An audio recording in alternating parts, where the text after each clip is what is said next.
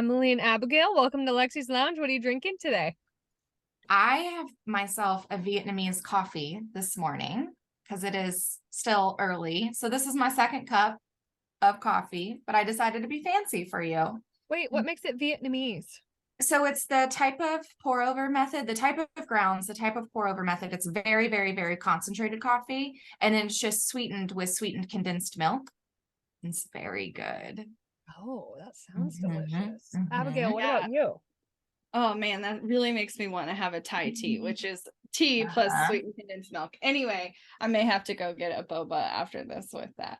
But I already drank all of my peppermint mocha this morning. So I'm a real basic bee and I got my Stanley with a gallon of water in it. I also have mine because I have 17 drinks next to me at all times. I need one of those. I feel like that was a TikTok trend that I missed. No, it's okay. It's worth it. It's worth it. Is it? Can you It do gets you. hot and cold in them? Yeah. You can do hot and cold, but it's like more of a straw type of drinking. And so if you want to drink straw out of there, you can flip this around and like pull it back, but it's like really heavy. Yeah. So Way I just heavier put than water I in here, anticipated. but it Yeah. helps me actually drink enough water throughout the day. So this is the number one thing that consistently has made me hydrated for like 2 years now. Really? Okay. Mhm. Well, sold. Send me your Yep. affiliate link. They're influencing. Yes, I feel influenced. So I know you guys have such an incredible project business. I just want you guys to give a little background on what that is, where you came from, and how you got to where you are now. Yeah. Boss Project started 7 years ago. I had recently left a startup position and built a marketing boutique online. I was serving hyper local small businesses doing branding and marketing. I met Emily in a Facebook group. At the time, she was doing branding photography. Found out that we grew up about 25 minutes from each other, but at the time, she was living about 4 or 5 hours away.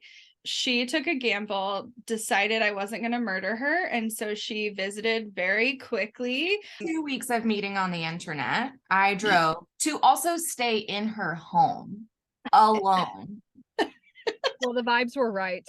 The vibes were right. Yeah, we sat on the floor and just talked about what we wanted out of life and business. And it was a very odd meet cute because we just couldn't believe how much we wanted the same things. And by the end of that weekend, really thought there's no way we can be competitors. Like, we have to do this together. We're going to get so much further faster. And we started working together right off the bat. I say we had a long engagement because Emily was my contractor for like a year and a half, but we were definitely portraying ourselves as a business partnership at the time. We've made it all official and we've been in business 7 years. We now have a staff of 7 and we've worked with tens of thousands of entrepreneurs from all over the world. That's amazing. That's Mm-hmm. amazing. Oh my gosh. So I want to hear a little bit about you guys as the founders of this. What have been some challenges working separately and then creating together? It's funny because anytime anyone asks about our partnership, especially if they're asking in the lens of, hey, I'm thinking about getting a partner or making someone I know in business or in life a really big part of my company and make them a co-founder or a co-CEO or bring them on as C-suite like pretty early on.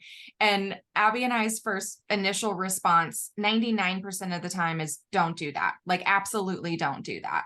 And we just know that I don't know what stars were aligned and continue to be in a line for us to function so well together. But the amount of partnerships and businesses that we've seen absolutely crumble and be super toxic, not efficient, not work really well together, be like a huge bummer for everyone actually involved is way more than we've seen any other success story like ours, because we've never seen another success story like ours, not our business, but like our partnership. But really early on, like transitioning those together was pretty seamless. It was honestly, again, stars were aligned. So Abby was doing marketing and branding, websites, business cards, brochures, that kind of thing. I was doing brand photography and some brand strategy. So like literal photography for websites, brand relationships, and they would partner with other companies. I worked with a lot of like influencers and local people in town who were trying to become bloggers, stylized shoots, that kind of thing. Well, pretty immediately when we started offering our services together, it was just easy to have Abby just be like, oh, now I offer photography for my website clients. And if I had any leftover clients, I'd say, hey, now do you need branding? Do you need business cards? Do you need social? Like what do you need? And so it was really easy because we offered services that complemented each other, but were not the same thing. And we had very similar styles, very similar like working style as well. So it just fit really seamless. I joke, it's not funny because it's true, but I joke now, like being 7 years into this now, it would be next to impossible for me to start a business on my own by myself without having her brain be a part of it, because we just like, she holds me accountable in ways that like my ADHD brain needs. And she's like provides a lot of the logic side of me being like scatterbrained and wanting to just try new things without like actually looking at what's been going on and working in our own business. She's taught me a ton about business and marketing, and took her experience from the corporate world, and I learned a ton. So it was seamless integrating, and now I couldn't imagine running a business any other way. Yeah. That was really sweet. Like just hearing that, my heart got all tingly just from hearing that. It's so cool because it really sounds like Abby's the yin to your yang. 100%. Oh yeah. And the amount of ways we're similar is honestly bizarre, but in so many other ways we're complementary. Yeah. And it's sort of like the right cheese and wine pairing kind of thing. Yeah. I'm So the wine. we know. How often do you guys have to meet, or in person, either on Zoom, or like how does that work behind the scenes? Because for me, like the partnership aspect is so fascinating to me, because I've always kind of been a lone wolf. Like if anything, like I'm horrible at responding to people. I feel like I'm flaky because I have so many things going on, and just I'm not organized as well. But it's just so interesting to me when you have a partnership like you do, the one that you guys are talking about.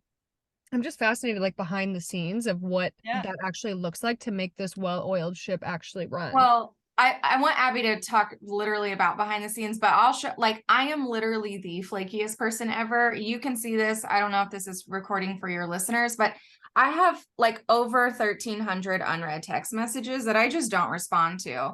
When we were off for 2 weeks and I came back into the office, I went into my work email and just selected all and deleted every single email that was in my inbox because I didn't want to deal with it. If you really want to hear from me, you'll email me again.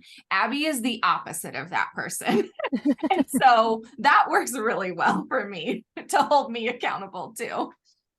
If anyone wants actually an answer, they know to not go to me and they go to her. That's true. Don't email Emily literally ever. Like, please don't. For a long time, Emily had a stealthy email that no one knew existed. It doesn't exist anymore. So it was literally burrito at our business name. I just didn't want anyone to guess it or email me ever. Yes. It was just for like legal purposes if she needed to sign a document that we actually had a place to send things. But literally have like our attorney be like, okay, and what's your email? Because I need to add you on here. I was like, it's burrito. It was great. I'm an adult. It's fine. It is fine. No, it's funny you ask because, early on, I don't think we knew what it meant to work together. And in a lot of ways, we were probably a bit codependent. And so it very much looked like our spouses would go off to work and then the phone would ring and we'd talk and probably talk for like an hour. And then we'd maybe get on Google Hangouts. At the time. This was like pre-Skype and pre-Zoom. Well, pre-Zoom. Skype existed, but it was horrible. So Google Hangouts. And we literally were on Google Hangouts from the moment our spouses left to the moment they walked in the door. And we were often working on the exact same thing at the same time. Yeah. And at the beginning, that meant we were really collaborative and we would problem solve together, but it was definitely inefficient. And Emily and I have while it was inefficient, I think like looking back on that now, Oh, we I learned feel so like, much from each other. yeah, it well, not just that, but it taught us how to read the other person's brain. And like Yeah. you and I do that really well these days. And that's actually a lesson we've had to kind of unlearn as we've grown our team because they don't speak our language yet. But I think being like a fly on the wall while the other person was working and like one of us would talk out a thought process or quickly answer a question or help one person problem solve, it taught us like here's how she handles these things or thinks about these things or goes about doing these things, and it was like truly foundational for the future. Oh, totally. We just didn't know it. No, we didn't know it. And, so that made it so that we could work together, even though we were 4 or 5 hours apart. Within the first couple of years, Emily ended up moving back to KC so that we could be closer together. The funny thing is, I think we see each other less in person now that she lives in the same city than we did when we were in different states. Could But not that's be more homebodies. And so oh, we just are like, you want to go to a coffee shop or we could just like get on the phone? Like, what do you want to do? Yeah. We depends. Like can if go to our we're own coffee shop and be on the phone. Exactly. yeah, we definitely can do long-term planning in person, but our day-to-day work styles are pretty different. Like I like complete silence, like absolutely nothing going on. And Emily prefers like a bit of a buzz. So she likes going to a busy coffee shop and just helping that kind of drown out the background and Helps making me it focus, which is yeah, weird. right. Yeah.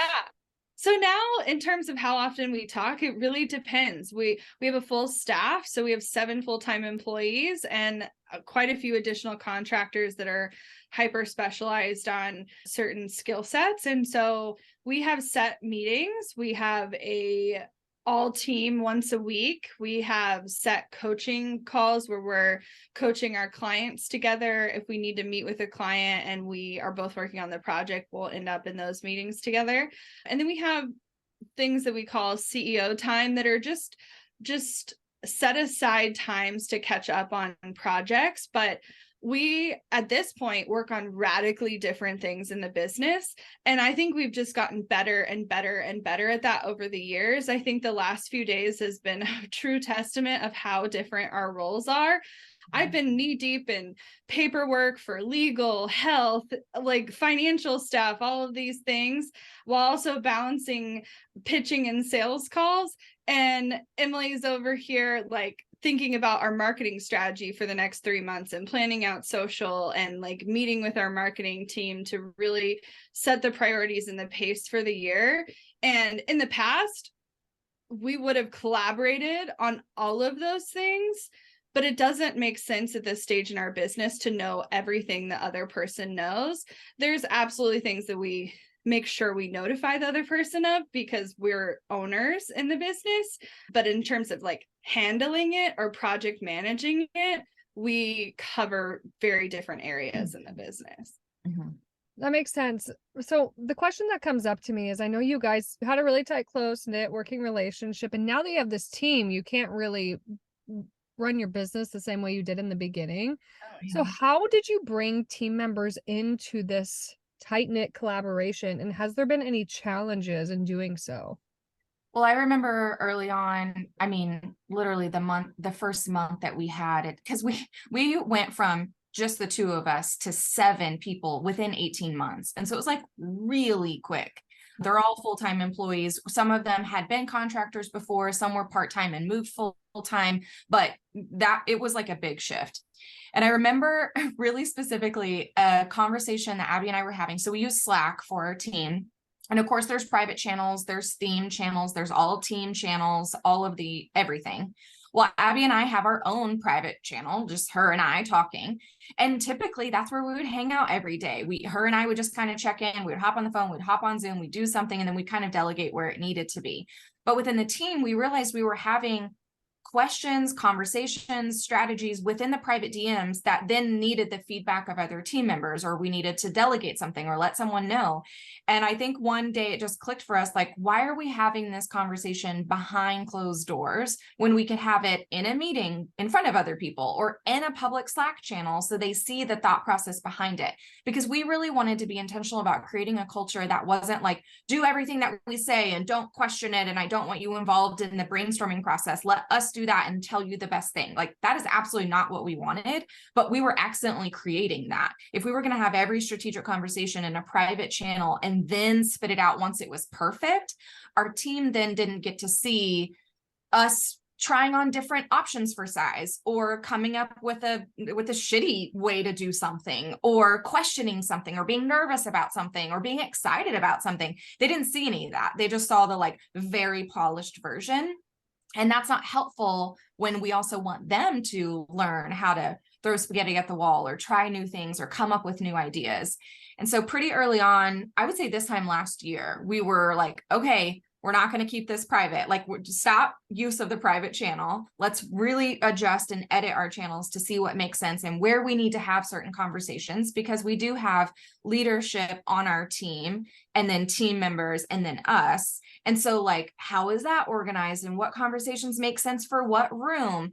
That was a learning curve. I would say it probably took 6 or 7 months to truly iron out the kinks of like, who is most beneficial to be in this room for this conversation, and who needs to be told when it is a little bit more polished, because that's the type of worker that they are. Yeah, I would say one of the bigger challenges for myself was finding communication styles. All of our team members are very different, and they have different needs and different ways they communicate, different ways that they learn.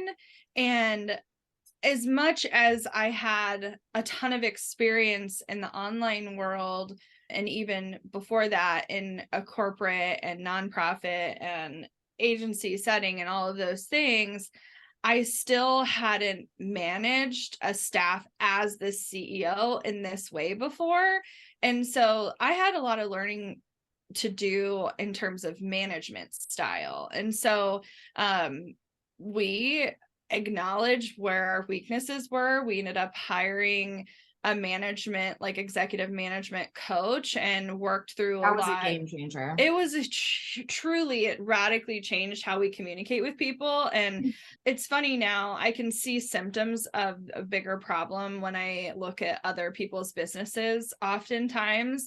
And they, you know, in a private room, like a mastermind or another coaching thing, I will see CEOs complain about their staff, and it's so disheartening, because almost always the communication issue that starts at the top, they're not effectively either delegating or setting standards or training people. And it's an expectation issue based off how much they've set them up to succeed, which is little to none typically. Yeah. And so unmet expectations can be really high. And so you see a lot of turnover in these other businesses. And it's just so sad, because it's very preventable. I would do anything for our team. Yeah. I am obsessed with every single one of them and love them so much. Don't go anywhere. And it's funny though, as we've learned to really understand how people tick and how they work, there are people that have picked up on nuances that can't be taught. Like, right. Emily and I have always joked that we are telepathic with each other, because I can just like look at her sideways, and she knows that she either needs to do something, say something, acknowledge whatever. And other people have started to pick up on it, which is the best, because if I don't have to say words and you get it, that's also really helpful. But being a manager, that's not necessarily a good plan. So I had a lot of unmet expectations that were just never set initially. And I've grown so much as a leader in the last 2 years that I can't imagine doing business differently now. Like, it's great that we have different strengths. It's great that we have different learning styles. They all are essential parts of our team. I love that so much. So I know one thing you mentioned was communication. Mm-hmm. And from your experience as a leader, what are your best tips for other leaders to better communicate with their team and open up that dialogue?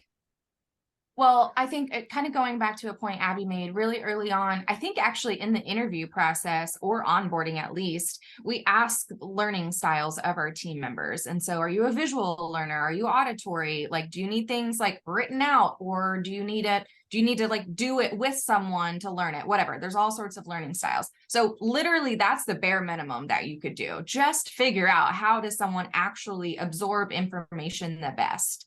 And then remember it. And then when you're delivering information, you have to sometimes change your approach to best fit that person. And it isn't about like, oh, I have to do these things because this person isn't going to understand what I mean. It's, we're all different humans who have different needs. And so it's truly understanding what those are and then committing to actually doing them. I think that oftentimes, kind of going along with what Abby was saying, is the unmet expectations. When expectations aren't communicated at all, what is the saying? It's like uncommunicated expectations are intentional resentments or something like that. Because if you don't communicate your expectation, you're intending to resent the result, period. Boom. And so like you have to figure out, right, you have to figure out a way. One of our favorite tricks, and I love using this so much when we're in a meeting, when we're delegating, like repeating what you just said, or like actually like at the end of a meeting being like, here's what I heard you say, or can you repeat back what I think you need to be doing? And so we're all on the same page. But asking the question, what does done look like to me, right? If I have this marketing initiative that I want to happen and I want to delegate it to my marketing manager, well, if I don't communicate to him what I expect to see when it's done, he's going to do his version of done and he's going to think it's freaking fantastic. And then I might see it and be like, well, why didn't he do this part or this part? But if I didn't specifically ask for that, it doesn't mean I need to do it still. But I need to say, when this is done, here's what I'm hoping to see. And now he knows. And then he's going to actually do that or ask questions about how he can do that. And so it's really, truly about, what do you actually want from the situation? And then communicate that in the way that's best for that person to take it in. And honestly, if I can give advice, 99% of the time, you just need to take a beat. Like if you get frustrated, yeah, I would say 80 to 90% of the time it was that you didn't do the first part of the delegation process properly. Right. And you need to be holding yourself way more accountable and quit passing the blame. Yeah. It's honestly, and sometimes it means taking a break from it, because you could respond immediately and sound unnecessarily frustrated with your team members, or you could walk away, realize where you didn't assist them in and ultimately getting the result you were after, and correct from there. And it's amazing when you are responsible with this information and you truly take action to improve every time, how much better you are at anticipating the level of detail certain people need to accomplish a task appropriately. Because there's some people I can like side mention something I want to do in 2 words and one person's like, I got it. and they're doing the proper things to track it and hold themselves accountable to it. And others, they're literally wired differently. It doesn't mean they're any less of a person. Like many of our team members are neurodivergent, or they have ADHD or other distractions happening in their life that they can't even necessarily control. We have a team member who broke a bone, and then like 2 weeks later her mom broke a bone, and she's managing her PT and helping her mom. And you know, you could get upset about a situation, or you could figure out how you can adapt based on the situation you're in.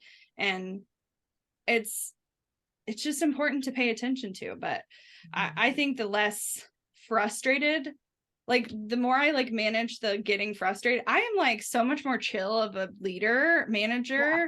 Like very little makes me upset at this point. I love that though. Like that's, I wish when I worked in the corporate world, I had a boss like you guys. Like, I feel like you both look at it from the human approach, not just like, you're just here to help me build my dream. You're like, no, this is a human on the other end. Like, you are helping me and I'm so grateful for you to be here.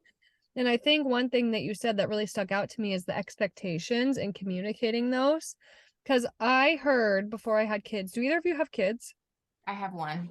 Okay, so I heard that before when I had, let me backtrack on that.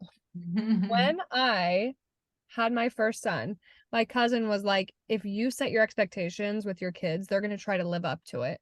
So I tested the theory and it works. Like before we go into a grocery store or out to dinner, you know, we straight up tell them like the expectation is that you listen and you don't scream and, you know, be very specific with those things. So I love that you guys implement that in your business because it sets people up for success when, like Abby was saying, you could so easily start pointing the finger and doing the blame game and, you know, just like not. It's like, it's truly like gentle parenting your 100%. coworkers. Well, and I practiced this yesterday. So I'm, you know, if our marketing manager listens to this, this is an LOL for me. Yesterday, so I have him doing some research on kind of revitalizing our Pinterest. And we've used an app for years on to repin automatically to our own boards and other boards. And it's kind of gotten neglected in about the past year, honestly. And so I had him kind of do some digging and like, what do we need to be doing to kind of just refresh this and revive it? Now that I know him as a person and as a worker, all of that, I knew exactly what was happening and how to handle it. But he messaged me like a slew of Slack messages, like one right after the other of like panic mode about, oh my gosh, like this wasn't done right a year ago. Someone didn't put these right links on here. There's over 500 pins right now that are ready that aren't linked to actually anything. And like, he's just spiraling about like how bad this was done a year ago. And he's like frustrated at that, how whoever did it, which makes sense. And oh my gosh, this is going to take so much of my time to correct. And we do want to revive this, but now I just set myself back like hours, if not days, to fix this project. And so he wanted to hop on a Zoom. Well, I happened to have a migraine at that moment, like a headache about to turn into a migraine. So I literally could not hop in a Zoom, but I did like how I handle kind of my kiddo when she gets like super like spiraling about something. I don't actually address it right then. I'm like, let's just take a pause. Let's take a breather. Like maybe something will click in our brain on how to handle this in like 2 minutes, 5 minutes, 20 minutes, whatever. And so all I sent back was, just check to see if there's a mass delete button. Like that's my only suggestion right now. And then I'm going to go lay down. I get a Slack while I'm laying down and he goes, oh, of course it would be that easy. Just went Oh my gosh, that's mass amazing. delete. But his brain just couldn't see that as an option right then because he was thinking about all these other steps that it impacted. And he's a, what is it, catastrophizer, like about things. And so it's like, it means all of these things now in the future are going to be impacted. And I'm a big fan, as you guys know, of just mass deleting things. So I'm like, I literally was going to suggest shut down that account and start a new one. Like I was like, we're not even going to mess with 500 pins right now. Yeah. Oh my God. So it was done. Well, Love and that. it's funny because you know, it also takes training people on how to respond. Like our spouses work in the business. So I also heard about this event and Marketing manager is her husband. yes. Yeah. So we don't manage our own spouses. We manage the opposite. He came to me after work, mind you, and was like talking about all the events as they unfolded. And I just gave him some gentle reminders of like, there's no reason to get frustrated. Like she's going to be as like irritated as you are that it wasn't done properly in the past, but also like not blame you for that. So like, it's okay. And instead of taking direct orders all the time, it's also your opportunity to show up as someone with your own set of ideas. And so, you know, Emily's view of it is 3 or 4 years old. So come to the table and talk about how would you approach it now based on the information you now have, now that you've dug into it, and here's what I'm seeing and best practices and all these things. And, you know, it's funny. People just need to chill. If anything, gentle parenting your spouse is a good first step, and then gentle parenting your coworkers is a great second one. I do recommend practicing at home before you start doing it at work. I feel like I have a much better understanding of how people will react. So Yeah. Well, I love the way that you responded to that, because I feel like that could have easily put you in panic mode, Emily, where you're like you're getting message after message and then been like, oh my gosh, like this is a huge problem. But I love that you're like, let's take a step back and maybe just mass delete. Well, we have one of our values is lighthearted. And the definition of that value for us is nothing is an emergency.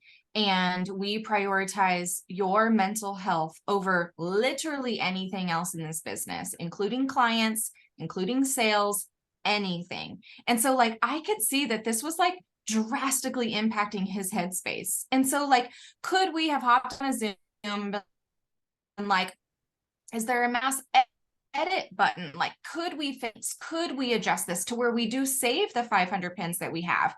Maybe, probably, but at this point, like, we just need a clean slate. Like, I don't care about what's been done before and how long it took somebody. Like, Control Alt Delete that shit and get it out of here so we can start fresh. And like, if he can just like breathe that sigh of relief right then that's more important to me than like him like weeding through it and stressing out even more. That's like, I'm taking mental notes for when I have like an assistant. Like, this is what I'll do. Well, yeah, and honestly, if most of the time it's just slowing down, because it's really easy to like move through projects quickly and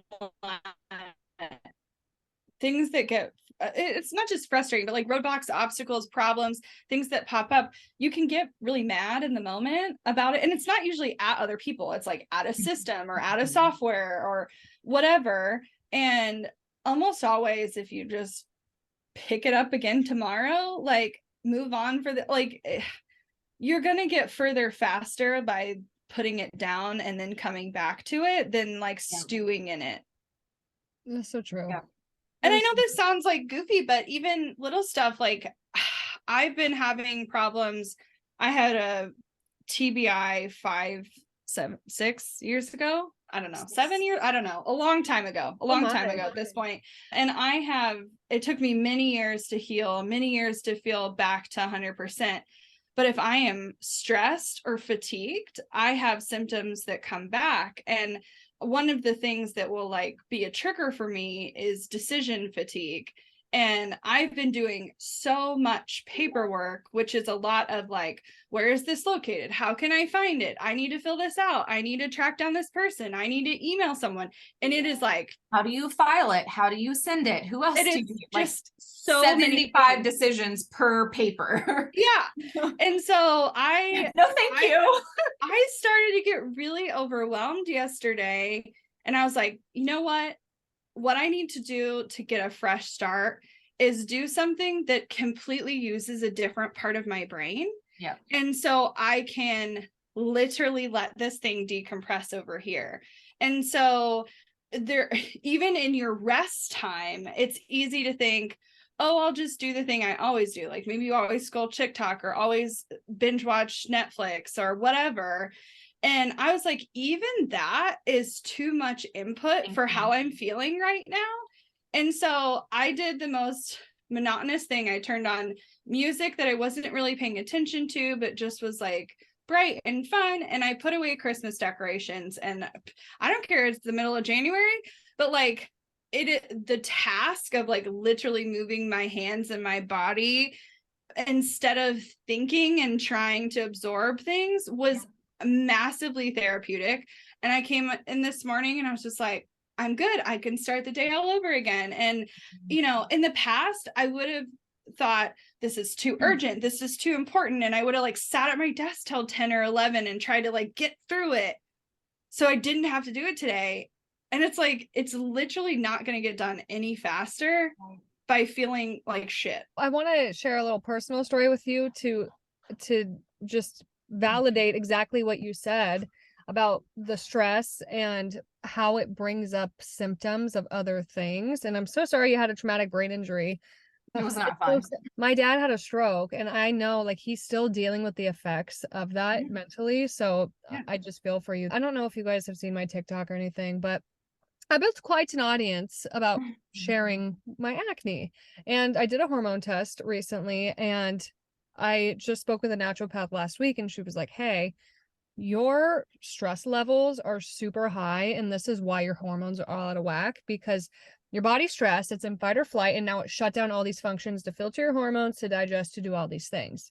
And Yep. so it's so interesting because what you guys are talking about is like the lightheartedness, the, the response rather than the reactivity, the, breathing, the really prioritizing the mental well-being. And I feel like that's so amazing because there's stress can affect so many things in life, Oh, and most of the yeah. time when you go to the doctor and they're like, "Hey, you're really stressed out," you're like, "Pfft, I don't want Oh to yeah, pay so for is that everybody. answer."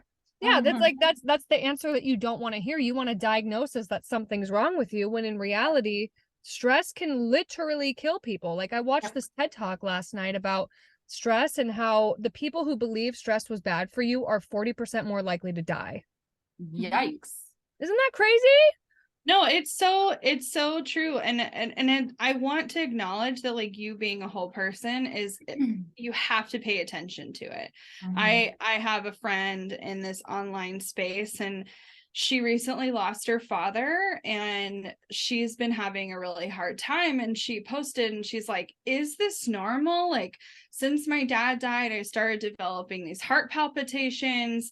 and and I was like, Yeah. this is trauma. Grief Yeah. is trauma. Like Yeah. it coming up in your body is a normal, natural response. And you can think you're moving through all of these things, but if you start noticing things in your body, there's likely things that you're not addressing in a bigger way.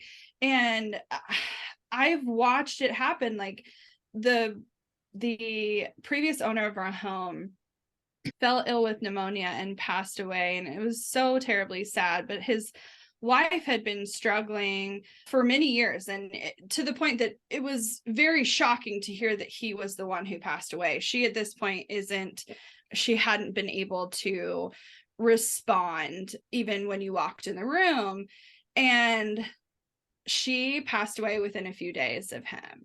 And if you are to the point in your mental state that you can't even acknowledge someone walking in the room, but you can feel the passing of your partner, you need to be acknowledging how intuitive our bodies are. Mhm. And Emily and I, in the growth of our business over the last 7 years, if we learned anything, it's that we have to pay attention to what our bodies are telling us. And it can be like an actual frustration that we're aware of in our brain, or it can be our body saying, I'm going to force you to rest, and if you don't, you're gonna get sick. Mhm. And we spent the first couple of years ignoring those things, and the next many years paying attention to them. And not only have Emily and I been more well in every area of our life, but I think we're both just more chill and calm, and we can like bring that to a room of people, and it's blessed so many other people and our clients, because we can be an example of how to show up for yourself first in a way that so many other people are not. Yep. Yep. That's such great leadership right there, though. Like, I just want to commend you guys for that and really like drill it into you that I appreciate that so much as not only just like a consumer, but like somebody who's been an employee before and somebody who deals with chronic stress. And I just find it super amazing that you guys really put that forefront and center. And obviously there's been some personal experience there that's been like, no, this is not worth it to just be in this hamster wheel grind where we just got to pump things out and not care about mental well-being. I think that's super powerful and It's super just not important. how I want to live my life. Like, it's just like, our number one value that's public facing and internal for our team is life first. And I think on the first year of that value being in place, it was the very stereotypical, like being able to free up more time in your day to do things that you want, right? Like guilt-free, just random nail visits or hair visits, or being able to go to the doctor and in the middle of the day and not worry about the pressure it's putting on at work. And that was definitely a big part of it, of rewiring our brain of like having to work all of the time. But a bigger part of that is the ease of how we approach every thought that comes in our brain within family and work and money and finances and literally everything, of just getting to not just get to enjoy the activities that are day-to-day life, but getting to enjoying the activities. Because I think it's like sub level of like, I get to go do those things, but I'm also stressed out that I'm going to go do those things. And it's a different unlocking layer of getting to actually relax and be at peace when we're enjoying our time in our life and in our work and in our family time and whatever, however else we spend our time. That's so true. That's so true. So I have a question for you guys in regard to your life, business, just in general, what this awesome thing you have going on is. What's next for you? Like, what are your goals? Where are you going? Like, what's your big picture? Nothing's off limits. You can hand cherry pick your life. What does that look like for you guys? Yeah. So I am really excited. I have, and not joked, it's been a very real conversation with Emily that we're in a new chapter. We're in a new chapter of our lives and our business. And, we're very focused on the future. And a lot of that is less about how can I be successful right now, in this minute, in this quarter, in this year, and more about what is the long-term future we're looking for. Early in our career, that was really hard to look at. Like, what does 5 years from now look like? Now we've been doing this long enough, we have a pretty good understanding that it's going to always take pivots. It's going to always take a bit of reaction, because the globe is going to continue to evolve. Technology will continue to change. The needs of our clients will change. The people who are paying attention will change. But we have to be mindful of our future. And in the self-development and business development space, especially in this online world, we see so many people building personal brands. And while that's a really powerful way to start, you can gather a large audience and you can monetize that audience and ultimately sell goods or services or have sponsorships, or, like you're saying on TikTok, you could land brand deals and all of these things. But the unfortunate reality of personal brands is they're not sellable. And when you're looking at retirement, a lot of times you see people just shut down and walk away. And we're way too smart for that. We have years left in our career. And so in terms of what we're thinking about, it's absolutely about how we can develop services that are going to make our business sellable long term. We have no plans of walking away anytime soon, but we're not dumb when it comes to planning for personal retirement and lifestyle changes. And so we're looking at how we can become, over time, more owners instead of primary operators of our business. But that seems weird to be thinking about in your 30s. But if it means I can retire 10 or 15 years sooner and spend more time with my family, I'm absolutely going to prioritize it. Yeah. We're also writing books. Both of us want to write our own book. I'm destined to publish mine this year. Like, I'm making it happen. Abby needs to start, diving into hers and figuring out what next step she's going to do there. I want to travel more. I want to take more like sabbaticals, like actual, like long ass trips, like working from a computer in another country and like actually diving into that in the future. I think that would be really cool. I want to write a book in like a really cute Parisian apartment. Like, how cool would that be? Amazing. So I just like, I'm going into and it's maybe not be this year, like it's not this year, but I want to be setting up the foundation for like the next few years of my life that are like super romantic and super ease and just like feeling a completely different vibe than what I've been doing in my 20s and 30s. I love that. I love that so much, because you're not just attaching like the end goal, you're attaching the feeling to it, which I think is everything. Yes. The feeling I don't is care like what actually comes from that. I just want to be able to do that and feel in it. Yeah. And from the branding background too, how big that feel, you need to have that feeling. Yeah. But you guys, this was so much fun. I'm so thankful that you guys came into the lounge today. Where can people find you and how can they work with you? Yeah, so you can find us on all platforms at Boss Project. Bossproject.com is the best way to kind of surf around and see all the things we do. I absolutely recommend, if you love listening to podcasts, that you go search right now in your search bar and search for the Strategy Hour. Go ahead and subscribe, listen to some episodes.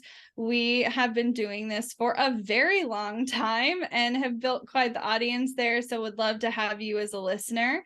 And if you're interested in working with us, we are definitely working with women in femme-owned businesses who are scaling. And so if you're interested in hearing more about our services, you can book a time with me. So you can go to bossproject.com/waitlist and we'll talk a bit about where you're at in business and what your next goals are. And I can help identify in what way would make the most sense for us to move forward. But we are actively booking web projects for 2023. We're doing 23 web projects in 2023. I'd love to see you on that list and we'd love to chat. So send us a message. Amazing. Thank you guys so much.